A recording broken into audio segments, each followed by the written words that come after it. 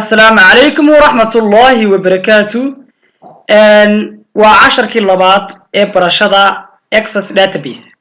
إنه عشر كيلو كوبات قاضناي قاب كله create كريو عن بالله أبورو database. حتى بعشر كيلوبات وحنو قاضن دونا قاب كله فرو database السمايسي أما database كان سمايناي سيدا نفري لهين أي نوسي استعمالي لهين sidoo kale casharka waxaan ku qaadanaynaa labaad qaabka magaca looga bedelo iyo qaabka loo hirgeliyo record aad samaysay ama record aad samaysay oo gelisay sidoo kale sida aan hiding looga qaado hidingka waxa kale aan ku baran doonaa casharka labaad sida loo delete gareeyo looga saaro record aad samaysay looga delete gareeyo waxa kale aan ku qaadanaynaa casharkan labaad qaabka create form loo sameeyo haddaba haddii database-kii aynu samaynay furayno file bayn tegi doonaa marka file qabano waxaan ka dooran doonaa open then database-keeni hore wuxuu ahaa Mohammed database marka waan ku dulfanaynaa open bay siinaynaa halka waxaan soo galaya all access objective-ka waxa ka hooseeya table-ka waxa ku qoran Mohammed database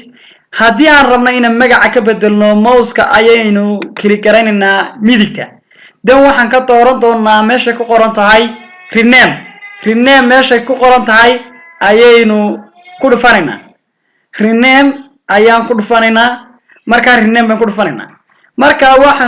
marka rename ku dhufano magac kale aynu qoraynaa waxaan qoraynaa Telesom company dan imika waxaan ka dhignay database-keeni Telesom company waa qaabka magaca looga bedelo haddaba marka dul taaganahay waan ku dhufanaynaa open ayaynu ku dhufan doonaa marka datadeena furanayno waynu open garaynay datadeeni amba database-keeni waynu open garaynay aan record garaynay casharka hore kusoo qaadanay haddaba markaan rabno inaanu kusoo kordhino database-keena record cusub waxaan tegi doonaa view markaan tagno waxaan ka dooran doonaa design view halkan waxa noo yaala waxa ku qoran ID oo number qaadanaya name oo long tagas qaadanaya phone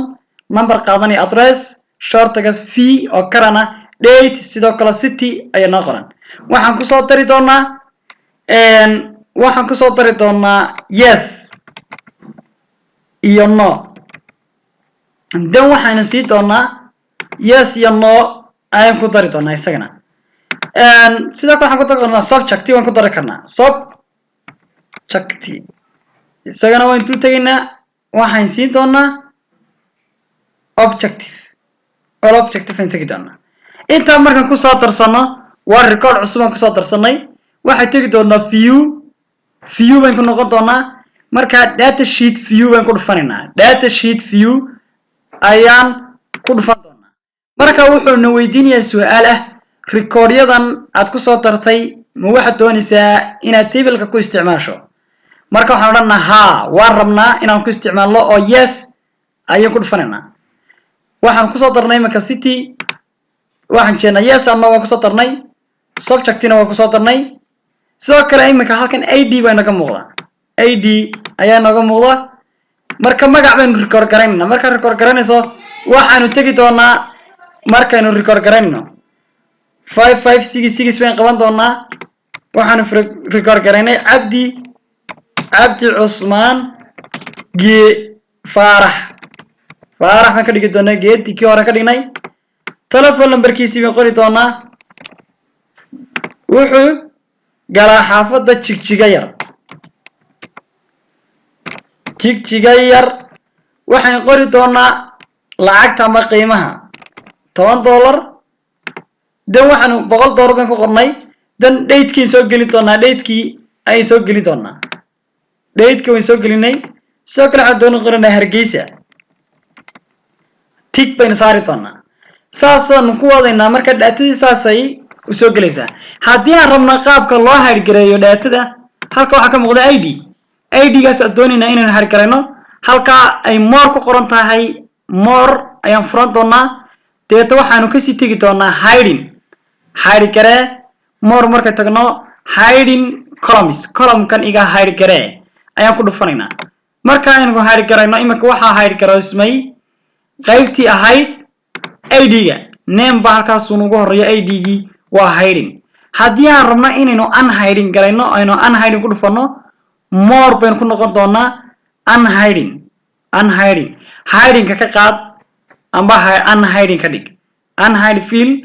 xogtan amba daatada ama recordkan unhiding ka dhig waanu ku dhufan doonaa deetana column-kii id-gii aynu tagta ka qaadnay aynu soo click gareyn doonaa markaynu click-ta soo saarno waxaanu sii doonaa close imika waxa noogu soo noqday id-gii uu soo noqday waxa ku xigaya qaabka loo delete gareynayo waxaan rabnaa inaan subject iska delete gareyno subject daatadaas aan waxba ku qornayn ayaan rabnaa inaan iska tirtirno oo aynu iska delete gareyno waa dul tagaysaa marka dul tagta highlight click aad dul siiso waxaad halkan ka dooran doontaa